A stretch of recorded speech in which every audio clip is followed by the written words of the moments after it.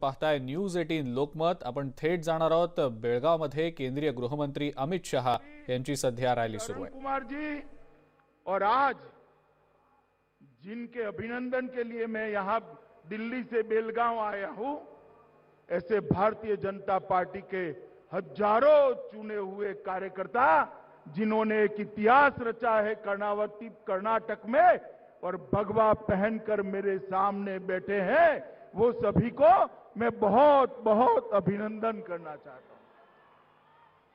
और आज बेलगांव के अंदर एक विराट जनसभा के अंदर उपस्थित भारतीय जनता पार्टी के सभी कार्यकर्ता भाइयों बहनों और बेलगांव के सभी मतदाता भाइयों बहनों, मित्रों, सबसे पहले तो मैं आप सभी को मकर संक्रांति की बहुत बहुत शुभकामनाएं देने आया हूं कि सूर्य नारायण मकर राशि में संक्रति कर गए हैं। मैं भगवान से प्रार्थना करता हूं कि सूर्य नारायण की ये मकर संक्रांति हमारे देश भर के किसानों के लिए उन्नति, उल्लास और समृद्धि का द्योतक हो जाए। मित्रों, ये कर्नाटक भारत का एक गौरवशाली राज्य है और इसका इतिहास पूरे भारत को प्रेरणा दे पाए इस प्रकार का है। आज मैं यहां मुंबई कर्नाटक के बेलगांव में बैठा हूं।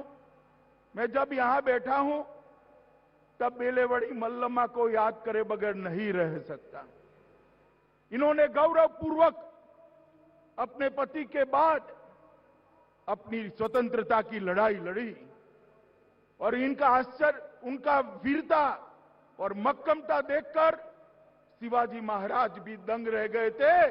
शिवाजी महाराज ने भी उनको बाद में उनका राज्य वापिस देकर इस क्षेत्र की स्वतंत्रता की सम्मान किया था। मित्रों, कई सारे ऐसे लोग हुए जिन्होंने यहां से स्वतंत्रता की ज्योत जलाई। रानी चेन्नम्मा और क्रांतिवीर संगोली रायन्ना, इनको कोई कैसे भूल सकता है।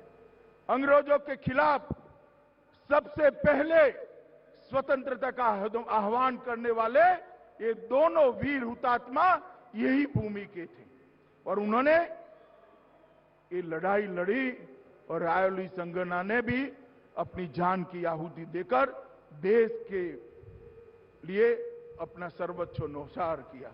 और कोइंसिडेंट देखिए, रायोली संगोली रायन्ना का जन्म 15 अगस्त को हुआ और मृत्यु 26 जनवरी को हुई। ऐसा शायद ही किसी शहीद के नसीब में आया होगा। कितने सालों बाद देश आजाद हुआ और देश प्रजासत्ताक बना। दोनों तिथियां संगोली रायन्ना के साथ जुड़ी हुई हैं। मित्रों, आज मैं वो सभी हुतात्माओं को मैं श्रद्धांजलि देना चाहता हूं। मित्रों, आज मैं यहां आया हूं तो हमारे मित्र सुरेश अंगड़ी जी को कैसे भूल सकता हूं।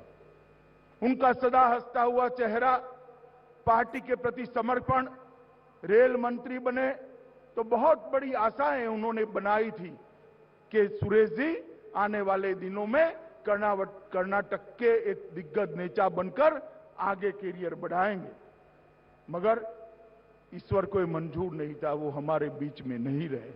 मैं और येदियुरप्पा जी, हमारे प्रदेश अध्यक्ष जी, अभी उनके घर पर जाकर आए हैं। ऐसे ही श्री रवि हिरेमठ और राजू चिकनगौड़ा जी, हमारे बहुत अच्छे कार्यकर्ता, एक संगठन मंत्री और एक जिले का महामंत्री, दोनों नहीं रहे। मैं आज उन लोगों को भी श्रद्धांजलि देता हूं। मित्रों, ये पूरा मुंबई कर्नाटक कन्नडिगा और मराठी संस्कृति का एक सुभग सुमेल करने वाला क्षेत्र है। भारत की एकता और अखंडता यहीं से घोषित होती है और हिंदुस्तानी संगीत के अंदर इस क्षेत्र के बहुत सारे गायकों ने बहुत बड़ा योगदान दिया है। पंडित सवाई गांधर्व हो, गंगूबाई हो, पंडित बसवराज राजगुरु हो, पंडित कुमार गंधर्व हो और भारत रत्न भीमसेन जोशी, ये सभी ने भी बहुत बड़ा योगदान दिया है। उन सभी को भी मैं आज याद करता हूं।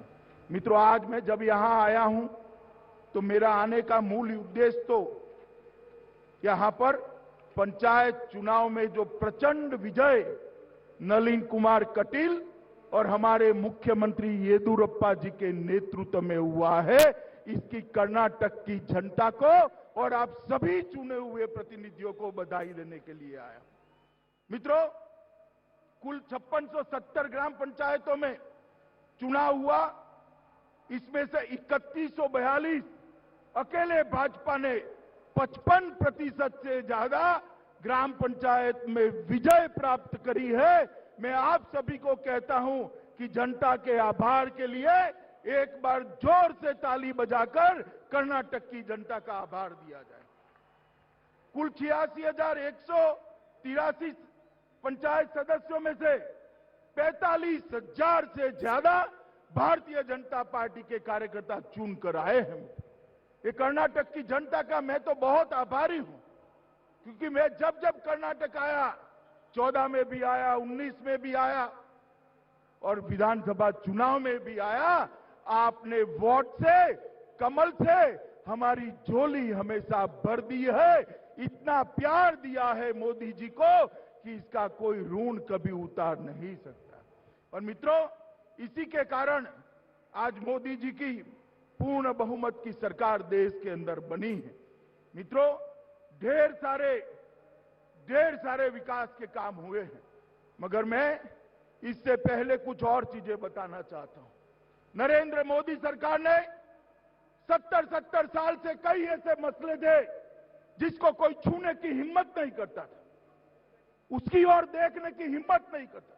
क्या क्या कहते थे? आग लग जाएगी, ये हो जाएगा, वो हो जाएगा। कश्मीर के अंदर धारा 370 और 35 से जो कश्मीर को भारत के साथ एक रस होने से रोकती थी, कोई पंडित जवाहरलाल नेहरू से लेकर सरदार मनमोहन सिंह तक किसी ने इसको छूने की हिम्मत नहीं की। आपने मोदी जी को दूसरी बार पूर्ण बहुमत दिया और मोदी जी ने 5 अगस्त 2019 को धारा 370 को उखाड़कर फेंक देने का काम किया। और आज हमारा कश्मीर भारत का अभिन्न अंग है और हमारा तिरंगा आसमान को छूते हुए गौरव के साथ कश्मीर के गगन में लहरा रहा है। धारा 35A को भी समाप्त। मित्रों, अभी राम जन्मभूमि का शिलान्यास हुआ। 550 साल से दुनिया भर के करोड़ों लोग ये आस लगाकर बैठे थे कि कोई तो आए और राम जन्मभूमि अयोध्या के अंदर प्रभु श्री राम का भव्य मंदिर बनाए, मगर टलता गया, तारीख पे तारीख, मुकदमे पे मुकदमा, इसका कोई रास्ता नहीं निकलता था। आपने दूसरी बार मोदी जी को पूर्ण बहुमत दिया। मोदी जी ने राम जन्मभूमि का शिलान्यास कर राम जन्मभूमि का रास्ता प्रशस्त कर दिया। कांग्रेस और विरोधी दलों ने जितना हो सकता था इतना विरोध किया, मगर मैं आज कहता हूं, कुछ ही सालों के अंदर, कुछ ही महीनों के अंदर गगन को छूता हुआ प्रभु श्री राम का मंदिर अयोध्या के अंदर बनता हुआ हम सब हमारे जीवन काल में देखेंगे। आजादी के 70 साल के बाद भी करोड़ों लोगों की भावनाओं को कोई सम्मान नहीं करता था, देश के नेता नरेंद्र मोदी जी ने किया। इसी प्रकार से सालों से हमारी मुस्लिम बहनें ट्रिपल तलाक का भोग बनती थी, उनके साथ अन्याय होता था, उनको कोई बचाने वाला नहीं था।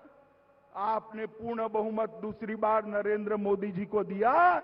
मोदी जी ने ट्रिपल तलाक को भी उखाड़कर फेंकने का काम किया और आज मुस्लिम बहनों को भी न्याय मिल रहा है। मित्रों, 2014 के पहले देश की स्थिति क्या थी? भ्रष्टाचार, अर्थतंत्र पटरी से उतरा हुआ, अनिर्णायक सरकार और देश की सुरक्षा।